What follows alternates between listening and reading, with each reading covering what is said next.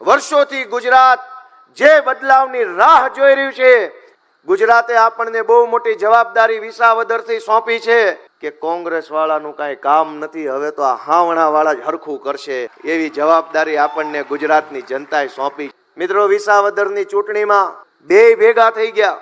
મને હરાવવા માટે, ગુજરાતની જનતાનો અવાજ દબાવવા માટે, ખેડૂતનો અવાજ વિધાનસભા સુધી ન પહોંચે એના માટે બે ભેગા થઈ ગયા અને આખા ગુજરાતે લાઈવ સ્ટ્રીમ કેમેરાના માધ્યમથી બેયની હાંઠગાંઠને જોઈ લીધી કાં તો ભેગા છે. કે આજથી 10 વર્ષ પહેલા પોલીસ કોન્સ્ટેબલ તરીકે આ અમદાવાદમાં વિસલ મારતો એક જુવાનીઓ આમ આદમી પાર્ટીમાં જોડાય, એક પોલીસ કોન્સ્ટેબલ બનેલો જુવાનીઓ જો આમ આદમી પાર્ટીમાં જોડાય, અરવિંદજીનું માર્ગદર્શન મળે, ઈશુદાનભાઈની હૂંફ મળે અને જનતાનો પ્રેમ મળે ને કોન્સ્ટેબલ જો ધારાસભ્ય બની શકતો હોય તો ગુજરાતની ધરતીમાં એવા અનેક યુવાનો છે જેની બાહુમાં બળ છે, જેના દિમાગમાં બળ છે. એ હજારો યુવાનોને વિનંતી છે કે કોની રાહ જોવો છો, કોનાથી શરમાવ છો, કોનાથી બીવો છો? આવો બધા સાથે મળી અને ગુજરાતને આ ભ્રષ્ટ ભાજપના ચુકંજામાંથી છોડાવવાનું કામ કરે.